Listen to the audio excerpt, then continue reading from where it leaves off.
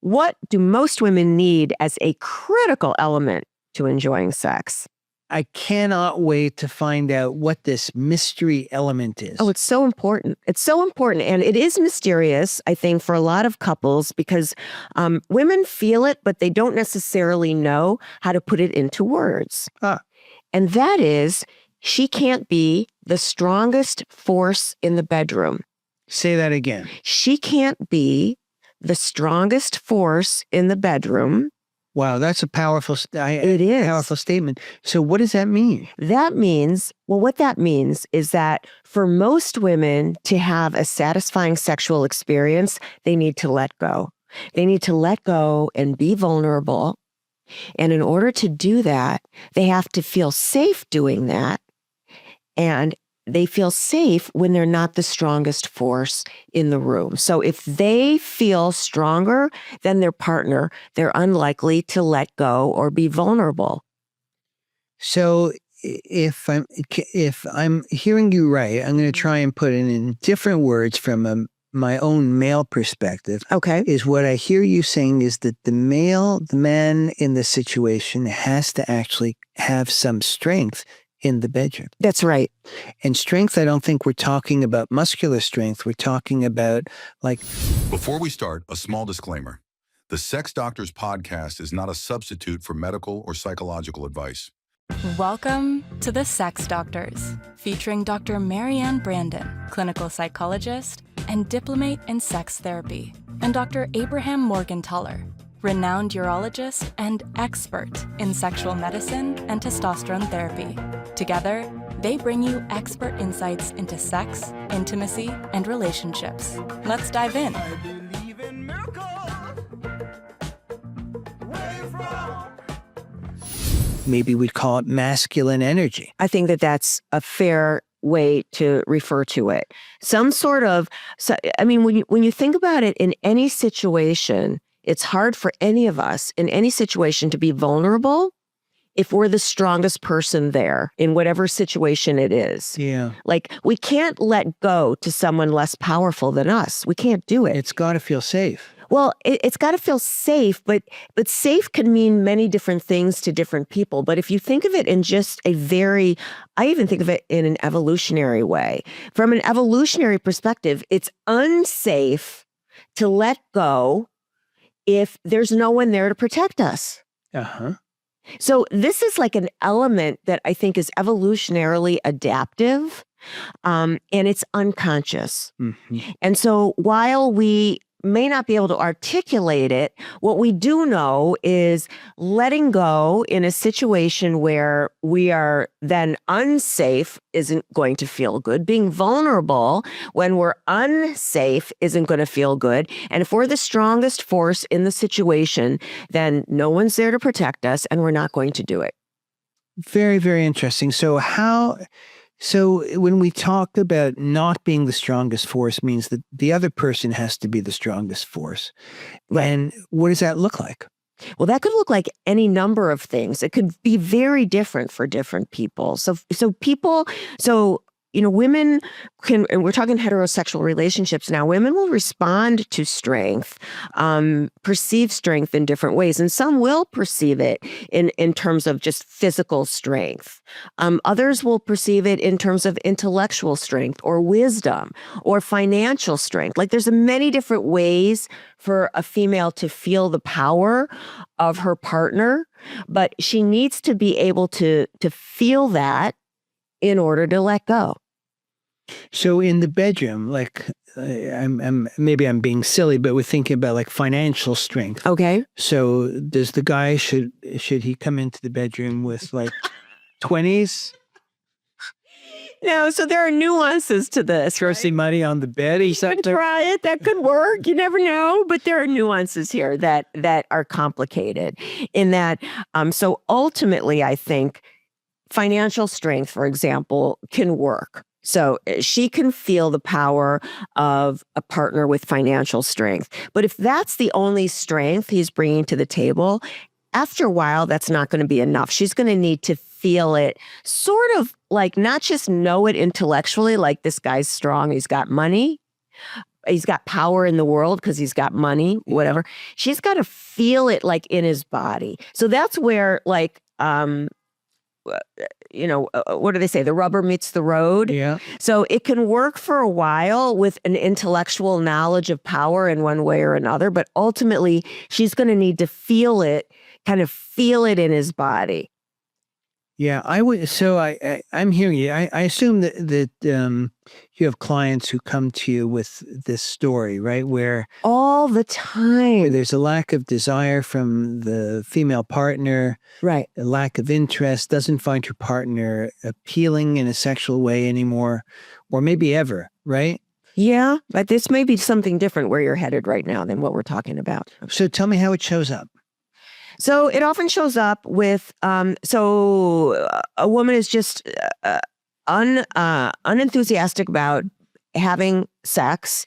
And if she does have sex, it's not a situation that's satisfying for her. She's not, and that doesn't mean she orgasms or doesn't. It just means like, it's not like an appealing experience for her anymore. And usually with people that are struggling in this way, it was satisfying at one time, like at the beginning of a relationship, but then it sort of became less satisfying. Yeah. So, and that can happen for a lot of reasons. So we have to be careful with this topic today because there's a million reasons why sex can become less satisfying over time. Right.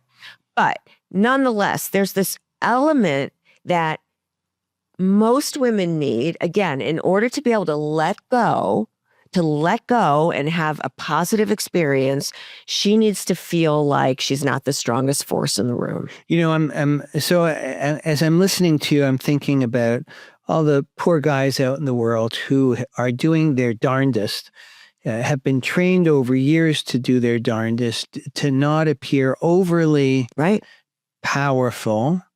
Powerful may not be the right word, but Aggressive, abusive, toxic. to restrain a lot of their natural impulses. Right. Who approach sex and relationships extremely cautiously, Right.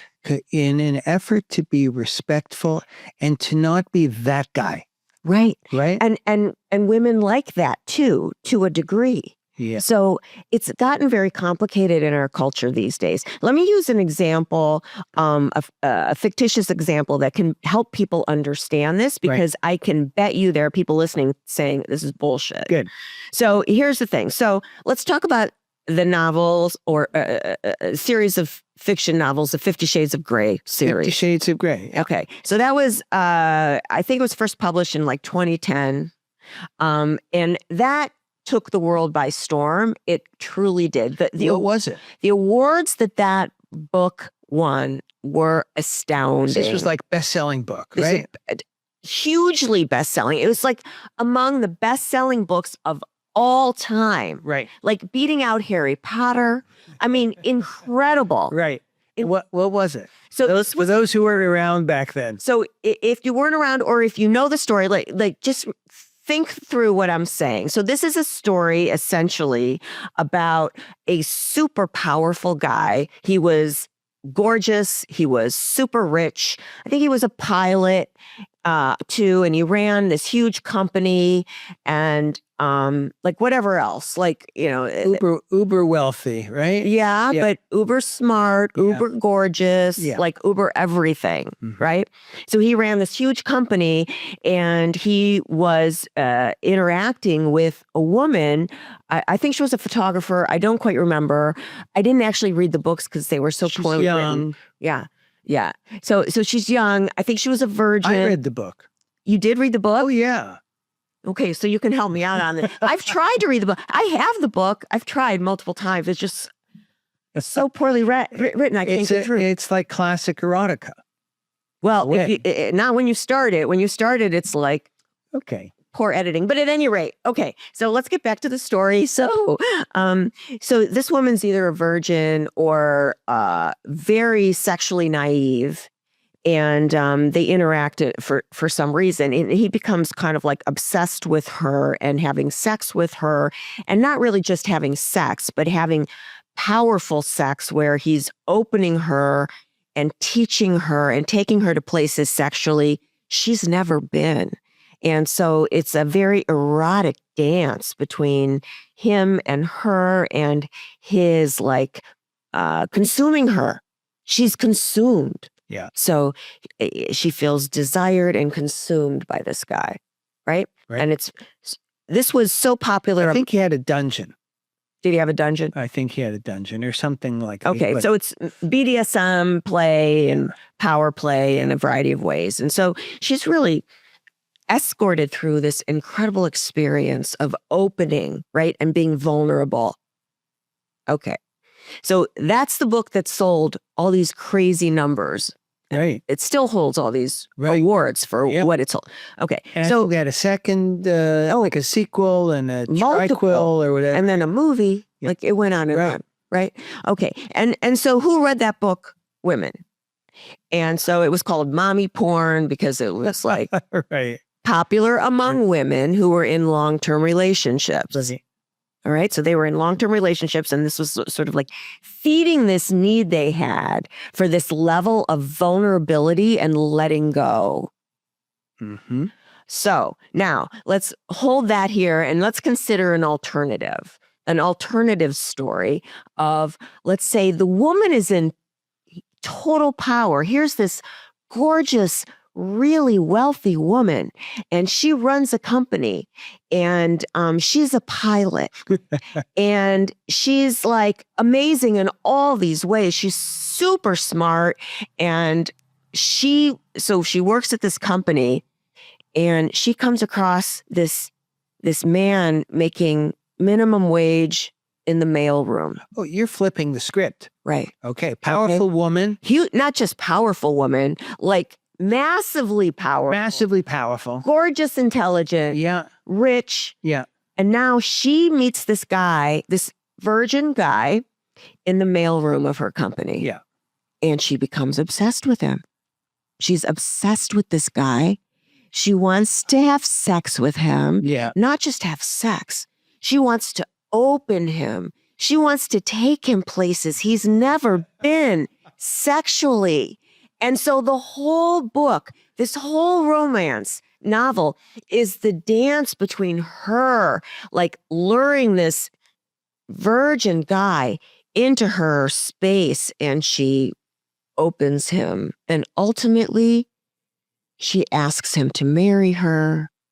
And Wow. it's the That's some story. right. And who's buying that book? I don't think anybody. That's right. That's why that book doesn't exist. No one. Now, guys will like the story. Yeah. Guys will be, okay, Yeah. I'm on board. Yeah. Let me sign up for that. Right. But they're not going to buy the book and read it. And women aren't going to buy the book and read it. So there's no money to be had in this book because this is no woman's fantasy. I think the key comment there is that women won't buy that book. What women, That's not what women want. that's not what women. Not that I'm any expert on what women want. That's the ultimate question. You're pretty good at it. Yeah, but I can't see. I can't see that. Now you're right that some guys will like the idea of a woman taking charge and taking charge. Oh, for sure. Them and showing them stuff, especially younger guys. Yeah, that's some of the older woman fantasy. Which is super popular. Yeah, but women won't like that. No, women won't like that. Why? So, Dr. Brandon. Yeah. Why wouldn't women like that? Well, again, because for her to let go and enjoy sex, she's got to be in a situation where she can feel vulnerable. She's not going to let herself be vulnerable if she's the strongest force in the room. So here's this guy that's so super strong that any woman that reads that book, it can feel like she can let go. And that's her like deep longing, even if it's not in her conscious mind. It's part of her primal sexual brain. Yeah. And it needs that sort of environment in order to be gratified. That's part of our sexual DNA for hundreds of thousands of years. That's what's worked for women Right. for hundreds of thousands of years. For her to be able to successfully procreate, she needs a situation where she's not the strongest person in the room. She needs to be able to rely on someone to help her, protect her, keep her safe while she's pregnant, all that stuff. Like, it's just a necessary element for procreation. It's not in her cognitive brain. It's in that deep sexual brain. And that's where this can get so complicated for people today, in that our more woke frontal lobes can make decisions about what we think is appropriate and what we should want sexually. But what's in our DNA is back here in our primal brains. That's the bottom line. That's what feels like a safe space, as opposed to we know is a safe space. So, very, very interesting, Dr. Brandon. Now, I would imagine that there's a lot of relationships where the women aren't feeling that from their partner in any way, shape, or form. Right. And there's a lot of couples, I don't need to tell you, where they're together, but the sex isn't really happening, or it's rarely happening, and it's not satisfying to anybody when it happens. So what do you do with and let's give it a little bit more color, and let's say that the situation you've described is what's going on. So the man, the woman holds the power. Mm-hmm. So let me say, this is a really common dynamic for couples today, where they're in mutually respecting relationships. So, Right. They're in equal relationships. The equality is there. The respect is there. The safety is there. The love is there. So these are healthy relationships. Okay. There's not a imbalance of power. Everyone is safe and loving each other. Okay. Okay. Yeah. So it starts with that.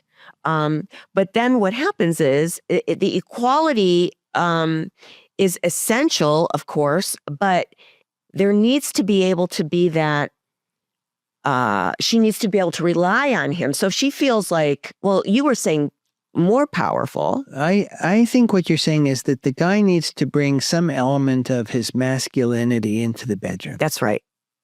He has to be able to show his power. He does. And I'm guessing that it doesn't necessarily mean he needs to pin her down to the bed. No, but that can be a part of it, of course. Like that BDSM play that was in the 50 Shades of Grey can be a part of it. But really, it's much more basic than that. And the elements of this are so simplistic that people will not take it seriously, but it absolutely works. So I get it. So what I'm hearing you say is that whether women are conscious of this or not, is that they will, they can be more vulnerable and can open up more in the presence of if their male partner is brings the power. So here's my question. What is that? How does that look? Because not how it looks, but how do you help people? Okay, so bringing the power, what it's not is like saying we're having sex tonight. That can work if it's done in the right way. Of course, it doesn't work. Well, like all these years. It's not like telling her what to do. Go ahead. Yeah. Okay. Yeah. So it's not like, Don't mind me. I'm just here having fun. okay. So it's much more about these very basic elements of his being embodied that makes her feel safe. What does that mean? He feels embodied. So that means I'm just a hearologist. So that means he's coming toward her, not from up here in his head, which is so common. It's a common mistake, is that we all live in our frontal lobes, like above the neck. We're on, we're on our computers, we're on our phones, we're doing all. He needs to come with Gurkha, baby. Yeah, well, he needs to come like kind of from his balls. Ooh. Like he needs to approach the situation from his pelvis. From his balls, not from his head. Yeah. Okay. So what does that look like? Yeah. What does that look like? That looks like he looks at her in a kind of like from a place of power. Okay. Okay. So he holds her gaze and he looks at her seriously. And she can see in his eyes, that he's turned on. Like she can see his interest in his eyes. So he's got to look at her like that. He's got to be in his body, so he's breathing deep. She can feel that, whether or not she even knows she's seeing that. She's feeling his deep breathing, okay? He needs to be like determined and present as he approaches her. So she feels like that he's moving toward her. She can feel it, not just see it. But that's what it means to be more powerful in the moment. That creates a space, the breathing, the vision. It can be what he says, but he can also blow it if he talks in a way that breaks that dynamic. It breaks the, it's like, what's the word I'm looking for? Yeah, the magic. And yeah. Can you teach this? Well, I do. I talk, I show people, I have a man stand with power. Like I ask him to stand up and then stand with power. And if he doesn't know what that means, I'll say like, well, when in your life did you feel most powerful? Like I'll hear like when he played sports. So stand for me right now like you used to stand on the football field. Mm-hmm. Okay, that's a stance of power as opposed to like, whatever. Right. So stand with power, move with power. How do you walk when you feel, vital and in control of your life? Versus how do you walk when you're exhausted, you had a long day and it didn't really go well? Yeah. Like you want to find that feeling in your body. This is about how you feel in your body, and then you transmit that feeling through your eyes and your touch, and that's what she needs to let go. That's what she needs. Wow. That's quite amazing. I could see how that would work. Yeah. Yeah. And so it's not about appearance, and it's not about how much you make. And that's where I think this gets complicated. It gets confused and misinterpreted, and guys can get angry, understandably, if they feel like it's really about their bank account. It's actually not. That bank account can give them this feeling that I'm talking about, so that they can show up with more power because they feel more powerful in the world because they've got money. So it helps them show up with this, but they don't need that to show up with this. I don't think it requires money. No. It doesn't require good looks. It just requires presence in your balls. Yeah. So yeah, the poor guys, like they've been trained to avoid all this stuff, of course. They've had it bashed out of them. Well, because if you do this in the wrong situation, it's scary to a woman. She doesn't want that. Like if you're not in a relationship where your partner knows you and trusts you, then this is not what I'm recommending. Yeah. I love it. Any other thoughts on this? Oh, other thoughts. I think that without understanding these dynamics, people's sexual relationships in long-term relationships, at least, people's sex gets less satisfying over time. And that's when porn can offer people more than humans can. So I think it's really important for folks to relearn these concepts and be able to bring them to other humans, because otherwise tech is going to be offering more intensity than humans will be able to offer. Wow. Okay. Very interesting. Now, I'm not against tech at all. I just want to say that really, hopefully humans can still have satisfying and sometimes extraordinary sex with other humans. It's not going to rely, it's not going to just all go to tech after a while. Right. Yeah. Well, Dr. Brandon, thank you for that. Oh. That was awesome. So thus ends another episode of The Sex Doctors. If you like our content, give us a thumbs up, write a nice review, and we hope to see you back on another episode of The Sex Doctors. Bye-bye. Thank you for listening to The Sex Doctors with Dr. Marianne Brandon and Dr. Abraham Morgentaler. Be sure to subscribe, leave a review, and tune in next time for more expert advice on sexual health and relationships.